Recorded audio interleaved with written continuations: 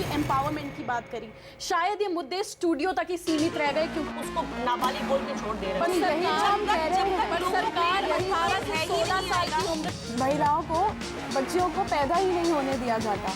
Rape capital जैसा स्थान दे दिया गया है देश में, दिल्ली को। जी काजल जी, आपने कहा कि सुरक्षा को लेकर एक बहुत बड़ी जंग छिड़ी हुई है। सुरक्षा, महिलाओं की सुरक्षा।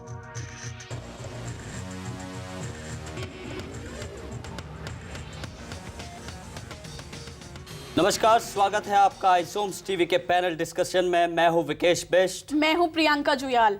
साल आए साल गए, कुछ वादे हुए, कुछ स्कीम्स बनी, महिलाओं की सुरक्षा की भी बात हुई।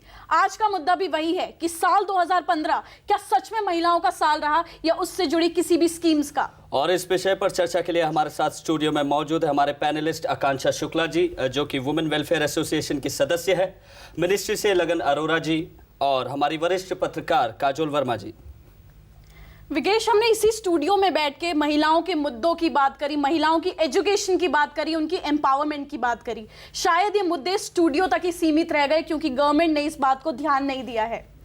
जी प्रियंका, आपका सवाल सच में सोचने पर मजबूर करता है। जिस तरह 2015 में महिलाओं के लिए योजनाओं की बाढ़ सी आ गई, बेटी पढ़ाओ से लेकर बेटी बचाओ तक का नारा लग गया। मेरा सवाल लगन जी आपसे है कि क्या 2015 सच में महिलाओं की सशक्तिकरण की उम्मीद को सार्थक कर पाया? जी लगन। देखिए, कोई भी साल आप क्यों महिला सशक्तिकरण का साल बनाना चाहते हैं? आप साल पर ही क्यों दबाव दिए जा रहे हैं? आपने शुरुआत में ही बेटी बचाओ बेटी पढ़ाओ, हमारी एक और स्कीम आई कन्या समृद्धि स्कीम। तो इन सब स्कीमों के तहत हमने ये चाहा है कि बच्चियों को हम आगे बढ़ाएं। हमें बेटी बचाओ बेटी पढ़ाओ की ज़रूरत ही क्यों पड़ी उसको लॉन्च करने की?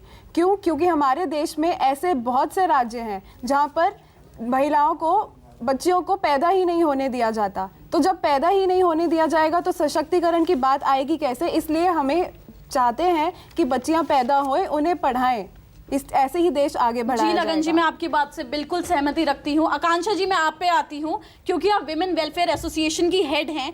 आपने महिलाओं की दिक्कतों को ज़्यादा करीब से देखा होगा, उनकी परेशानियों को ज़्यादा अच्छे से समझा होगा। तो आपको लगता है कि स्कीम सच में सार्थक है उनके लिए? देखिए, सरकार का काम है स्कीम बनाना, लोगों के लिए स्कीम बनाती है सरकार। बट मुझे ये नहीं समझ में आता कि सरकार जो बेसिक मुद्दा है, बेसिक चीज है एजुकेशन, जैसे इन्होंने सुकन्या समृद्धि स्कीम की बात की। सुकन्या समृद्धि स्कीम में क्या है?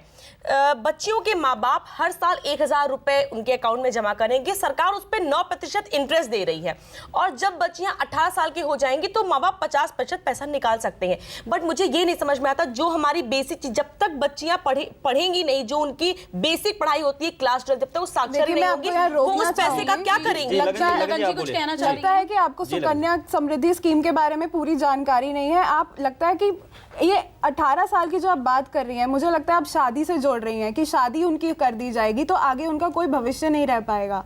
जबकि हमारा मकसद ये था कि इस स्कीम के तहत हम उसकी यूनिवर्सिटी की पढ़ाई के लिए इंतजाम हो सके। जब तक बच्चा क्लास 12 नहीं करेगा, बेसिक शिक्षा नहीं पाएगा, वो यूनिवर्सिटी की बात आप कहां से बीच में कैसे नहीं पाएगा? हमने फ्री एजुकेशन कर रखी है, अगर आपको पता हो तो कॉन्स्टिट्यूशन में लॉ। आप जिस फ्री एजुकेशन की बात करें, जिस सरकारी स्कूल की बात कर रही हैं, मैं बहुत अच्छे से वाकिफ हूं उस सरकारी स्कूल से, उस फ्री एजुकेशन से, तो आप कृपया उसकी बात मत ही करिए। आप हवा में बात मत कीजिए। अगर आपके पास नाम है उन स्कूल्स के तो आप बताइए, आप सरकार के पास जाइए, हमारे पास आइए और नाम बताइए। जी, मैं आप दोनों को रोकना चाहूंगी। काजोल जी, मैं आप पे आती हूँ। हम जॉब की बात करते हैं। डेटा बताता है कि 14 से लेके 15% जो औरतें हैं वो प्राइवेट सेक्टर में काम कर रही हैं। उनकी सेफ्टी की जिम्मेदारी कौन लेगा? देखिए, woman safety is equal to woman employment. जब महिला घर से बाहर निकलेगी नहीं तो एम्प्लॉयमेंट कैसे मिलेगा?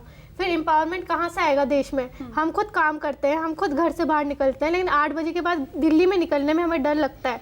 रेप कैपिटल जैसा स्थान दे दिया गया है देश में, दिल्ली को। जी काजोल जी, आपने कहा कि सुरक्षा को लेकर एक बहुत बड़ी जंग छिड़ी हुई है। सुरक्षा, महिलाओं की सुरक्षा को लेकर एक बहुत बड़ी जंग छिड़ी है। जिस तरह से हमारी लगन अरोरा जी बता रही है कि महिलाओं के एम्पावरमेंट की बातें की जा रही है और हमारी महिलाओं की सुरक्षा को लेकर बहुत सी बातें अटकलें लगाई जा रही है। सुरक्षा को लेकर लगन जी, मैं आपसे पूछना चाहूंगा कि सरकार क्या कड़े नियम उठा रहे हैं? क्योंकि अभी भी दिल्ली को रेप कैपिटल का दर्जा दे दिया गया है। दिल्ली को यह बोला जाता है कि यहाँ पर महिलाएं सुरक्षित नहीं है। लगन अरोरा जी, मैं जानना चाहूंगा कि आपकी सरकार इस पर क्या कर रही है?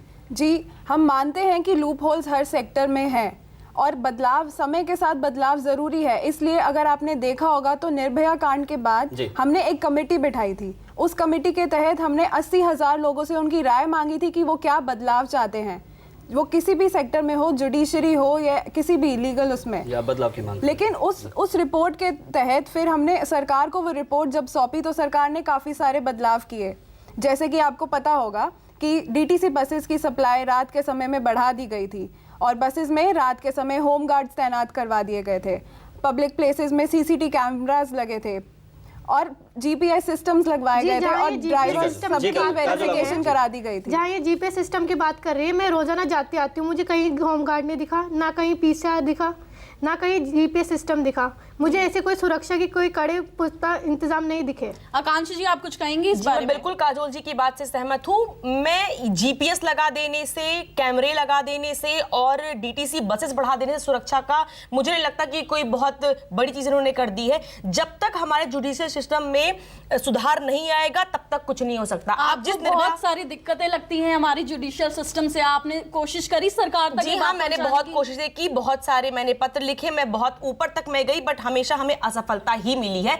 मैं आपके चैनल में इसीलिए आई हूं, मैं अपने माध्यम से अपनी बात पहुंचाना चाहती हूं सरकार तक कि जिस केस की उन्होंने बात की, निर्भया कांड की बात की, जी। उसमें जो सबसे बड़ा आरोपी था उसे जुर्नल केस में उसमें डाल दिया गया। उसको बोल दिया गया कि वो 16 साल का है। जो इंसान, जो व्यक्ति 16 साल की उम्र में रेप कर सकता है, आप उसको नाबालिग बोल के छोड़ दे रहे पर हो। यही तो हम कह रहे हैं। पर लोगों में सरकार यही 18 से है ही 16 नहीं साल आएगा। की उम्र कर रही है आकांक्षा जी, जी। बिल्कुल। जी केसेस हो चुके, इतनी सारे केसेस हो चुके, अब जी। करने का कोई फायदा नहीं है। लेकिन देखिए, ये लगन सरकार क्या चलाना कोई ऐसे हवा में जहाज चलाने जैसा काम नहीं है। इसमें बहुत सारी चीजों को देखना पड़ता लगन जी, है। सरकारें आती हैं, चली जाती हैं, बट जिन माँ बाप के बच्चियां जाती हैं, जिनका लॉस होता है, उनका दर्द कोई नहीं जी, समझ तभी सकता। तो हम- सरकार तो इसीलिए बनी है। सरकार आई, सरकार चली गई। सरकार ने क्या किया? जब तक इसमें सुधार नहीं आएगा, जब तक लोगों में भय नहीं आएगा, तब तक इसका कोई सोल्यूशन सुधार नहीं निकल देखिए, सकता। आप इसकी कड़ी सजा क्यों नहीं देती है? कड़ी सजा ही दी जाती है। हमारे देखिए लॉ में बहुत सारी ऐसी चीजें हैं जो हमें देखनी पड़ती हैं।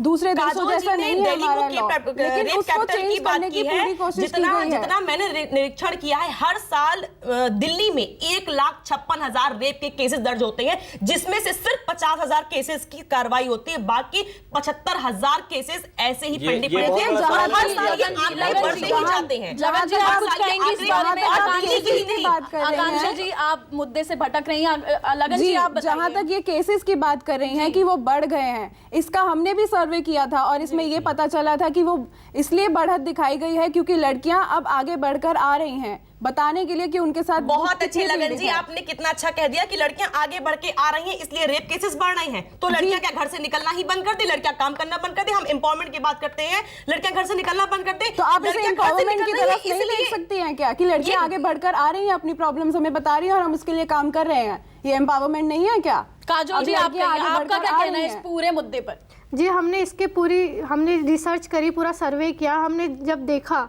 तो वहाँ पे कुछ ऐसा हमें जीपीएस सिस्टम कुछ नहीं मिला। जी। यहाँ पे जो भी लोग थे सब लोग यही बोलते हैं लड़की की ही गलती, लड़की क्यों छोटे कपड़े पहन के बाहर निकलती है, लड़की क्यों रात में जाती है, लड़कियाँ क्या काम करना छोड़ दें?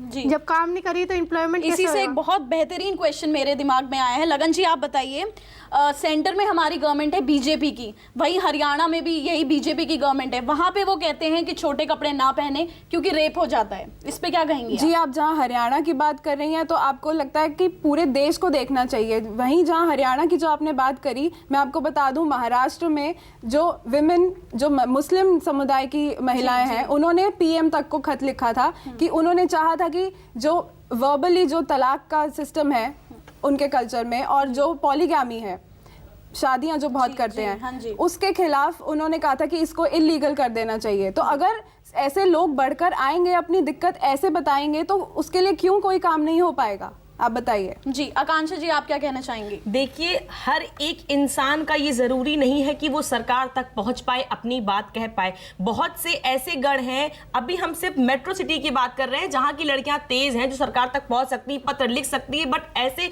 पिछड़े समुदाय बहुत हैं जहां की बच्चियां लिखना पढ़ना ही शायद नहीं जानती हैं। जो मैंने जितना मेरे आंकड़े हैं, हरेसमेंट के लिए इंडिया में कोई लॉ नहीं है। ऐसी दुनिया आप की हवा में क्यों बात कर रही हैं? 18 कंट्रीज है जिसमें हरेसमेंट के लिए लॉ बने हैं बजाय ऑफिसेज में हैरेसमेंट के लिए एक्ट बनाया गया था बकायदा 2013 में। उसके लिए आपके यहाँ पे एक्ट तो बनाया जाता है ना, एक्ट के ऊपर इम्प्लीमेंट कब किया जाएगा? इम्प्लीमेंट क्यों 2013 में हो चुका है। आपसे सवाल यही है, इम्प्लीमेंटेशन हो चुका है। आपके भी लगता है नहीं क्लियर फैक्ट्स? आप देख लीजिए उस सिस्टम, उस एक्ट के अंतर्गत जो भी केसेस आते हैं उनकी जल्दी से जल्दी स्मूथली रिड्रेसल सिस्टम का एक प्लान बनाया गया है। जी वक्त तो चला एक छोटे से ब्रेक का। ब्रेक के बाद भी हम बने रहेंगे इसी मुद्दे के साथ। स्वागत है आप सभी का एक बार फिर हमारी इस खास पेशकश में। हमारे पैनलिस्ट हमारे साथ बने हुए हैं। मैं फिर से स्वागत करना चाहूंगा हमारे पैनलिस्ट का, आकांक्षा शुक्ला जी, लगन अरोरा जी और काजोल वर्मा जी का।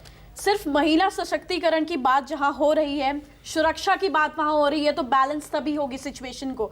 तो हमें सुरक्षा और सशक्तिकरण दोनों साथ में लेके चलना पड़ेगा। मेरा पहला क्वेश्चन आपसे है लगन जी कि इंडिपेंडेंस के टाइम से हमारे भारत में डिस्क्रिमिनेशन की प्रॉब्लम आज भी है, उस टाइम से चलती आ रही है। शायद इसका मेथड चेंज हो गया, उसकी टेक्निक्स चेंज हो गई हो, पर ये डिस्क्रिमिनेशन हमेशा से औरतों के लिए रहा है।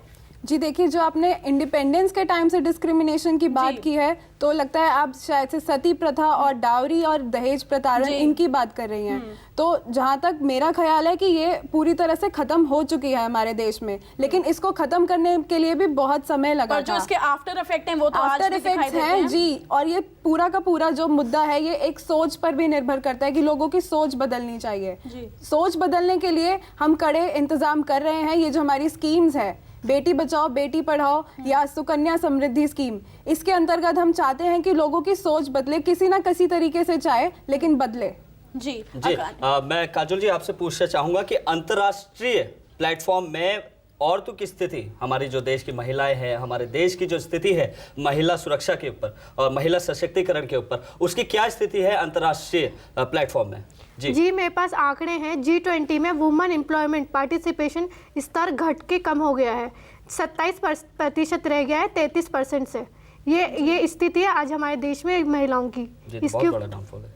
जी आकांक्षा जी आप बताइए कि आप क्या कहना चाहेंगे इस पूरी बहस पे? देखिए, जैसे कि अभी लगन जी ने बात की सती प्रथा, डाउरी, सिर्फ इसके नाम चेंज हुए हैं, इसके पीछे जो काम होते हैं वो आज भी हो रहे हैं। दहेज को लेके लड़कियों को आज भी जलाया जा रहा है, उन्हें प्रताड़ित किया जा रहा है। सती प्रथा आज भी है कहीं ना कहीं, हम उन तक पहुंच नहीं पा रहे, सिर्फ उनके नाम चेंज हुए हैं। तो हमें उनके तह तक जाना है, हमें उन चीजों को कंप्लीटली खत्म करना है अगर हम वाकई में चाहते हैं कि लड़कियां आगे बढ़ें और लड़कों से कंधे से कंधा मिला के चलें। जी लगन जी, क्योंकि स्कीम्स हमारी सरकार हमेशा निकालती है और वो स्कीम्स हमेशा लॉ की तरह जलती हैं और एक हवा के झोंके की तरह फिर से बुझ जाती हैं। तो ये इम्प्लीमेंट कब होंगी, कब ये सच में लगेगा हमारे देश को कि हाँ फर्क पड़ रहा है? देखिए, जहाँ तक सरकारों की आप बात करें तो हर सरकार आती है, स्कीम बनती है, मैं मानती हूँ। इस बार भी सरकार बदली और स्कीम्स आई, लेकिन इस बार मैं बीजेपी, स्पेशली मोदी जी को मैं एक वाहवाही देना चाहूँगी कि उन्होंने हर टेक्नोलॉजी यूज़ करी अपनी स्कीम्स को लोगों तक पहुँचाने की, उसके बारे में सबको बताने की। रेडियो से लेकर न्यूज़पेपर, टीवी, हर जगह से उन्होंने चाहा कि ये स्कीम्स हर तरफ से लोगों तक पहुंचे। जी लगन जी, मैं आपको रोकना चाहूंगा यहाँ पर, समय की कमी है। हम अपना एक प्रश्न पूछना चाहूंगा मैं आप तीनों पैनलिस्ट से। संक्षेप में जानना चाहूंगा कि क्या 2016 महिलाओं के लिए कुछ नया लेकर आएगा? क्या महिलाएं सुरक्षित महसूस करेंगी? क्या महिला सशक्तिकरण का जो ये खेल खेला जा रहा है, जो स्कीम्स बनाई जा रही है, क्या ये सच में कारगर होगी? मैं आप तीनों से एक एक करके जानना चाहूंगा। पहले मैं काजोल जी आपसे जानना चाहूंगा। काजोल जी एक लाइन में प्लीज। जी महिला एम्पावरमेंट तभी बढ़ेगा जब महिला अपने आप को सुरक्षित महसूस करेगी। सुरक्षित महसूस करने के लिए सरकार को ऐसी योजनाएं बनानी पड़ेगी जिससे महिलाएं बेक ऑफ रोड पे चल सके। सुरक्षा जी जिस दिन मेरे एसोसिएशन में एक भी औरत, एक भी बच्ची नहीं आएगी, उस दिन मैं वाकई में समझूंगी हाँ वुमेन एम्पावरमेंट आ चुका है। जी लगन जी और मैं ये कहना चाहूंगी कि सरकार अपनी तरफ से पूरी कोशिश करती आई है और करती रहेगी, लेकिन हम चाहेंगे कि जनता भी बढ़ चढ़कर हमारा साथ दे, हमारे साथ आए। सोच बदलेगी तो देश बदलेगा। इसी के साथ हम इस मुद्दे को पूरा खत्म करते हैं। आप देखते रहिए आइजम्स पैनल डिस्कशन।